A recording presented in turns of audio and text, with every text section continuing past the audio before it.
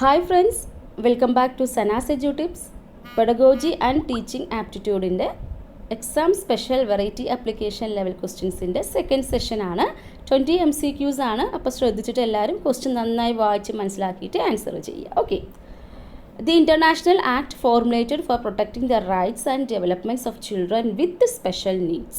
Persons with Disabilities Act, United Nations Education Service for Disability, United Nations Convention on the Rights of the Person with Disability, United Nations International Convention on Education for Disabled. അപ്പോൾ ശ്രദ്ധിച്ചിട്ട് വായിക്കുക. International act ആണ്. എന്തിനു വേണ്ടിയിട്ടാണ്? Four protecting the rights and development of children with special need. ഏതാണ് ഞാൻ ചോദിച്ചേക്കുന്നത്? ഏതാണെന്ന് previous year question ആണ്. അറിയാത്തവരുണ്ടെങ്കിൽ ശ്രദ്ധിക്കുക. ഓപ്ഷൻ സി ആണ്. United nations convention on the right of the person with disability ആണ്. Second one, in your class a student is partially hearing impaired. She cannot follow the teacher very well. What action will you take to tackle the situation?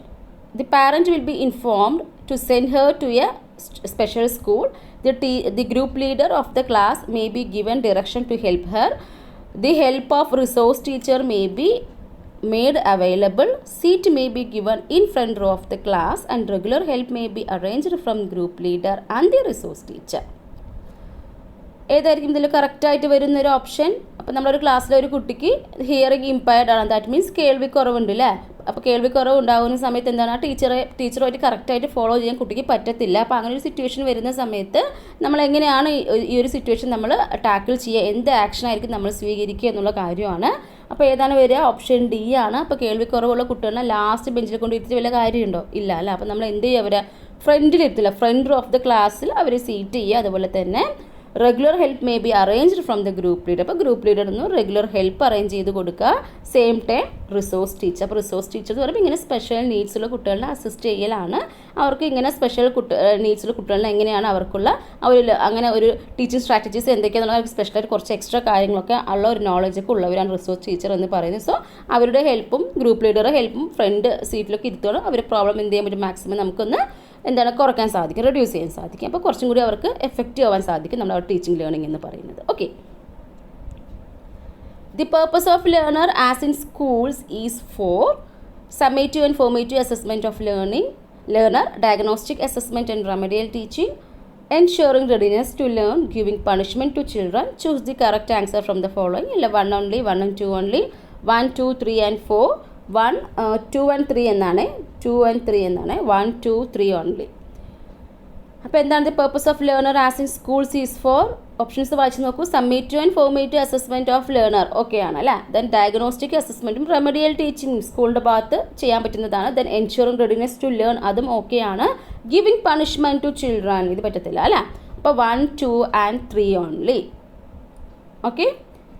Next, school cater emotion development among learners through creating situations of adjustment with environment, providing guidance and counseling, removal of frustrations, all the above. അപ്പോൾ എങ്ങനെയാണ് emotional development among learners സ്കൂളിൽ കാറ്റർ ചെയ്യാൻ സാധിക്കുക? ഈ 3 ഓപ്ഷനും correct തന്നെയാണ്. Creating situations of adjustment with environment അഡ്ജസ്റ്റ്മെൻറ്റിലൂടെ, അതുപോലെ തന്നെ ഗൈഡൻസ് ആൻഡ് കൗൺസിലിങ്ങിലൂടെ നമുക്ക് ചെയ്യാൻ പറ്റും. അതുപോലെ തന്നെ റിമൂവൽ ഓഫ് ഫ്രസ്ട്രേഷൻസിലൂടെയും. സോ നമുക്ക് ഓപ്ഷൻ ഡി പറയാം റൈറ്റ് ആൻസർ ആയിട്ട്, all the above.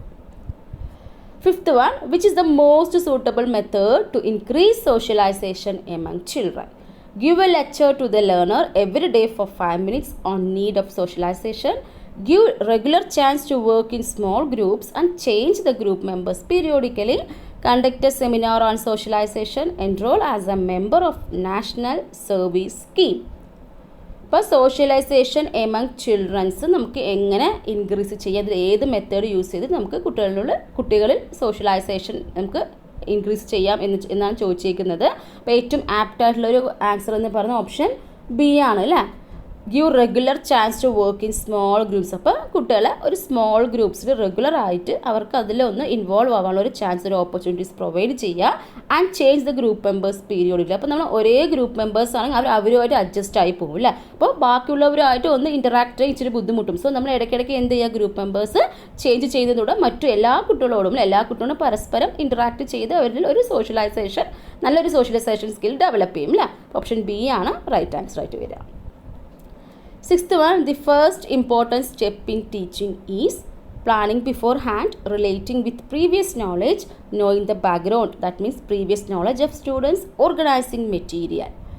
The first important step in teaching is ഏതാണ്? ഓപ്ഷൻ സി ആണ്, knowing the background of student, അല്ലെങ്കിൽ knowing the background of learner. അപ്പോൾ ഈ ബാക്ക്ഗ്രൗണ്ട് എന്ന് പറയുമ്പോൾ എന്താണ്, നമ്മുടെ ഫിനാൻഷ്യൽ ബാക്ക്ഗ്രൗണ്ട് ഒന്നും അല്ല, പ്രീവിയസ് നോളജ്. നമ്മൾ കുട്ടിക്ക് എത്രമാത്രം പ്രീവിയസ്ലി നോളജ് ഉണ്ട്, എന്തൊക്കെ കുട്ടിക്ക് അറിയാമെന്നുള്ള കാര്യം ഒരു ടീച്ചർക്ക് മനസ്സിലായ ശേഷം മാത്രമേ എന്ത് ചെയ്യാൻ പറ്റുള്ളൂ, അതിൻ്റെ അക്കോർഡിംഗ് ആയിട്ട് ടീച്ചർക്ക് പ്ലാൻ ചെയ്യാൻ പറ്റുള്ളൂ, അതുമായിട്ട് റിലേറ്റ് ചെയ്യാനൊക്കെ പറ്റത്തുള്ളൂ. സോ ഓപ്ഷൻ സി ആണ്, knowing the background of students ആണ് the first important step in teaching. An excellent teacher demonstrates the topics to be taught, explains the content very well, develop interest in students, inspires the students. ഒരു excellent teacher എന്തായിരിക്കും? ഒരു ഡൗട്ടും വേണ്ട, inspires the students. Which of the following is the teaching aid? Tape recorder, 60 mm film projector, working model of windmill, all the above. ഏതാണ് teaching aid? ഈ മൂന്നും തന്നെ teaching എയ്ഡാണ്. ടേപ്പ് റെക്കോർഡർ ടീച്ചിങ് എയ്ഡാണ്, 60 mm film projector, working model of windmill എല്ലാം teaching എയ്ഡാണ്. So option D, all the above. The strategies to create inclusive education environment is or are cooperative learning, activity based learning, creation of accessible, all of this. അപ്പോൾ inclusive education environment create ചെയ്യാനുള്ള strategies ഇതിൽ ഏതൊക്കെയാണെന്നാണ്. അപ്പോൾ നമുക്കറിയാം അവിടെ cooperative learning വരും, activity based learning വരും, creation of accessible എന്ന് പറയുമ്പോൾ നമുക്കറിയാം ഇൻക്ലൂസീവ് എഡ്യൂക്കേഷൻ പറയുമ്പോൾ എല്ലാ ടൈപ്സ് കുട്ടികളും ഉണ്ടാവും. വിത്ത് ഡിസബിലിറ്റീസും വിത്തൗട്ട് ഡിസബിലിറ്റീസും ഉണ്ടാവും. സോ ഈ വിത്ത് ഡിസബിലിറ്റീസുള്ള കുട്ടികൾക്ക് വേണ്ട സംഭവങ്ങളൊക്കെ അവിടെ വേണം അല്ല. അങ്ങനത്തെ ഒരു എൻവയോൺമെൻറ്റിൽ നമ്മുടെ ഇൻക്ലൂസീവ് എഡ്യൂക്കേഷൻ സെറ്റപ്പിൽ വേണം. സോ അതാണ് ഈ ക്രിയേഷൻ ഓഫ് ആക്സസിബിൾ എന്ന് വെച്ച് കഴിഞ്ഞാൽ മീൻ ചെയ്യുന്നത്. ഓക്കെ, അപ്പോൾ ഓപ്ഷൻ ഡി ആണ് ഓൾ ഓഫ് ദീസ് എന്നുള്ളത്. ചൈൽഡ് ലേബർ പ്രൊഹിബിഷൻ ആക്ട് 1986 എന്തിൻ്റെയാണെന്ന് ചോദിച്ചിരിക്കുന്നത്? Prohibits all types of child labour up to 14 years of age of old, prohibits child labor in risk taking works only, prohibits child labor during school hours only, prohibits child labor by imposing the responsibility of children's education on the employers. അപ്പോൾ 1986 വന്ന child labour act എന്താ പറയുന്നത്? Prohibit all types of child labour up to 14 years of age of child. അപ്പോൾ അറിയാത്തവരുണ്ട്, note ചെയ്ത് വെച്ചേക്കണേ. The most important indicator of quality of education in a school is infrastructural facilities of a school, classroom system, textbook and teaching learning material, student achievement level. The most important indicator of quality of education in a school. അപ്പോൾ ഒരു സ്കൂളിലെ quality of എഡ്യൂക്കേഷനെ indicate ചെയ്യുന്ന main സംഭവം ഇതിൽ ഏതാണ്? Option D തന്നെയാണ്, കുട്ടികളുടെ achievement ലെവലാണല്ലോ. അപ്പോൾ നമുക്ക് എല്ലാ ഇൻഫ്രാസ്ട്രക്ചർ ഫെസിലിറ്റീസും ഉള്ള സ്കൂളാണ്, പക്ഷേ അവിടെ നല്ല റിസൾട്ട് ഇല്ല, കുട്ടികളുടെ അച്ചീവ്മെൻറ്റ് ലെവൽ കുറവാണെങ്കിൽ നമുക്കതിൻ്റെ quality of education in school ഉണ്ടെന്ന് നമുക്ക് പറയാൻ പറ്റുമോ? പറ്റത്തില്ല അല്ല. അപ്പോൾ ഓപ്ഷൻ ഡി തന്നെയാണ്, സ്റ്റുഡൻറ്റ് അച്ചീവ്മെൻറ്റ് ലെവലാണ് the most important indicator of quality of education in a school എന്ന് പറയുന്നത്. The best remedy of the students' problems related with learning is suggestion for hard work, supervised study in library, suggestion for private tuition, diagnostic teaching. ഏതാണ് ഇതിൽ doubt വരാൻ chance ഇല്ല, option D തന്നെയാണ്. Remedy of the students problem related with learning എന്ന് പറയുമ്പോൾ ഇവിടെ എന്താണ്? Diagnostic teaching ആണ് വരേണ്ടത്.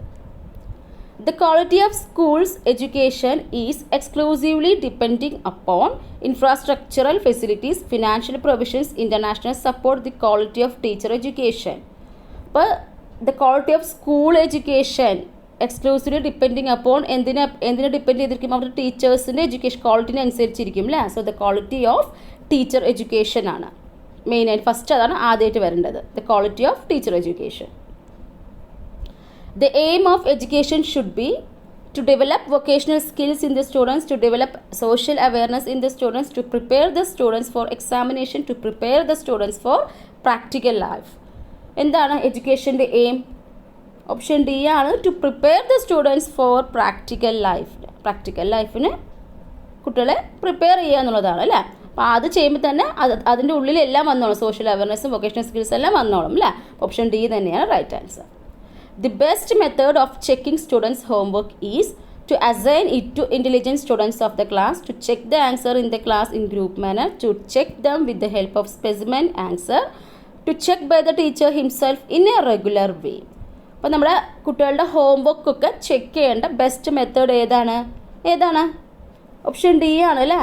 കുട്ടികളുടെ ഹോംവർക്ക് ടീച്ചർ തന്നെ ചെക്ക് ചെയ്യുക എന്നുള്ള കാര്യമാണ്. അപ്പോൾ റെഗുലർലി ടീച്ചർ ചെക്ക് ചെയ്യുന്ന സമയത്ത് ടീച്ചർക്ക് മനസ്സിലാവും. ഇപ്പോൾ കുറേ കുട്ടികളൊക്കെ ഒരേ ഭാഗത്ത് മിസ്റ്റേക്ക് പറ്റിച്ചിരിക്കുന്നത് നമുക്ക് ടീച്ചർക്ക് മനസ്സിലാവും, ഈ ഒരു ഭാഗത്ത് കുട്ടികൾക്ക് എന്തോ മിസ്റ്റേക്സ് ഉണ്ട്, അപ്പോൾ അത് ക്ലിയർ ആയിട്ടില്ല തോന്നുന്നു, ടീച്ചർക്ക് അത് ഒന്നും കൂടി ടീച്ച് ചെയ്യാൻ സാധിക്കും. അപ്പോൾ കുട്ടികളുടെ എവിടെയാണ് കുറവെന്നുള്ള കാര്യമൊക്കെ റെഗുലർലി ഒരു ടീച്ചറാണ് ഹോംവർക്ക് എല്ലാം കറക്റ്റ് ചെയ്യുന്നതിലൂടെ ടീച്ചർക്ക് മനസ്സിലാക്കാൻ സാധിക്കും. അല്ലെങ്കിൽ നമുക്ക് ഒന്നില്ലെങ്കിൽ കുട്ടിയെ പേഴ്സണലി വിളിച്ച കുട്ടിക്ക് എന്തെങ്കിലും ചെയ്ത് കൊടുക്കാം, അല്ലെങ്കിൽ എല്ലാവർക്കും ഒരേ മിസ്റ്റേക്സ് ആണ് വരുന്നതെങ്കിൽ ഒന്നും കൂടി ക്ലാസ്സിൽ ഇരുന്നത് ക്ലിയർ ജംസ് ഒത്തിരി കാര്യങ്ങൾ ഇതിൻ്റെ ബാക്കിലുണ്ട് അല്ലേ. അപ്പോൾ ടീച്ചറാണ് ചെക്ക് ചെയ്യുന്നതാണ് ഏറ്റവും ബെസ്റ്റ് അല്ലേ. To check by the teacher himself in a regular വേ.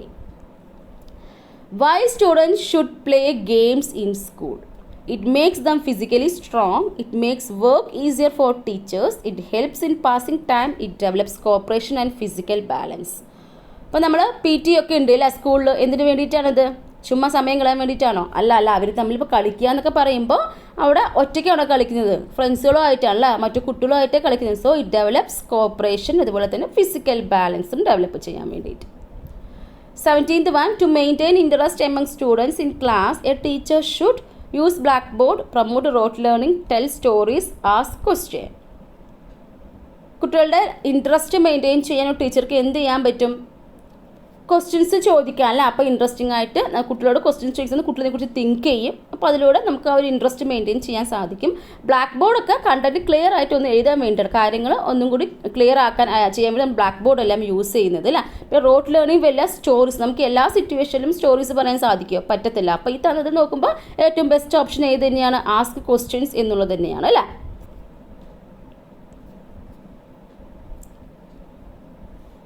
അതേപോലെ തന്നെ നമ്മൾ ഈ ബ്ലാക്ക് ബോർഡൊക്കെ എന്തെങ്കിലും ഹൈലൈറ്റ് ചെയ്യാനൊക്കെ വേണ്ടിയിട്ടാണ് ബ്ലാക്ക് ബോർഡ് യൂസ് ചെയ്യുക. അപ്പോൾ നിങ്ങൾ സ്കിൽസ് ഉണ്ടല്ലോ, സ്കിൽസൊക്കെ ഒന്ന് വൃത്തിയായി പഠിച്ചു വെച്ചേക്കണേ. The purpose of new education policy is to provide equal opportunity of education to all, to improve the whole education system, to link the education with the employment, to de-link the degree with education. New education പോളിസിയുടെ purpose ആയിട്ട് പറയാൻ പറ്റുന്നതിൽ ഏതാണ്? Option B ആണ്, to improve the whole education system. 19th one, essay type tests are not reliable because their answers are different, their results are different, their checking mood is affected by examiner's mood, their responding styles are different. അപ്പം നമ്മൾ essay type test എല്ലാം not reliable ആണെന്ന് പറയുന്നു. എന്താണ് കാരണം? അപ്പോൾ നമ്മൾ പറയാറുണ്ട് essay ഒക്കെ പണ്ടൊക്കെ essay ഒക്കെ എക്സാമിന് എഴുതി കഴിഞ്ഞ് വെച്ച് കഴിഞ്ഞാൽ ടീച്ചറെ മൂഡിനനുസരിച്ച് ടീച്ചർ നല്ല മൂഡിലാണെങ്കിൽ വലിയ കുഴപ്പമില്ല എന്നൊക്കെ പറയാറ് കേട്ടിട്ടുണ്ട് അല്ലേ. അപ്പോൾ എന്താണ് ദർ ചെക്കിംഗ് എന്ന് പറയുന്നത് ഈസ് എഫക്റ്റഡ് ബൈ എക്സാമിനേഴ്സ് മൂഡാണ്. Okay. The purpose of basic education scheme is universalization of primary education, to provide the education to fulfill basic needs of person through education, to make education compulsory for all. The purpose of basic education scheme ന്റെ purpose എന്താണെന്ന് ചോദിച്ചു കഴിഞ്ഞാൽ option C ആണ്, to fulfil basic needs of person through education. എഡ്യൂക്കേഷനിലൂടെ വ്യക്തികളുടെ basic needs എല്ലാം fulfil ചെയ്യുക എന്നുള്ളതാണ് പർപ്പസ് ഓഫ് ബേസിക് എഡ്യൂക്കേഷൻ സ്കീമിൽ പറയുന്നത്. ഓക്കെ അല്ലേ. 20 ക്വസ്റ്റ്യൻസിൻ്റെ ആൻസർ എല്ലാം കിട്ടിക്കാണുമെന്ന് വിശ്വസിക്കുന്നു. അപ്പോൾ നിങ്ങളുടെ മാർക്ക് കമൻറ്റ് ചെയ്യുക. നിങ്ങൾക്ക് ഈ ഒരു സെഷൻ ഇഷ്ടപ്പെട്ടാൽ ലൈക്ക് ചെയ്യാൻ മറക്കരുത്. മാക്സിമം ഫ്രണ്ട്സിലോട്ടെല്ലാം ഷെയർ ചെയ്യുക. സബ്സ്ക്രൈബ് ചെയ്യാത്തവരുണ്ടെങ്കിൽ സബ്സ്ക്രൈബ് ചെയ്യുക. Keep watching all. Thank you.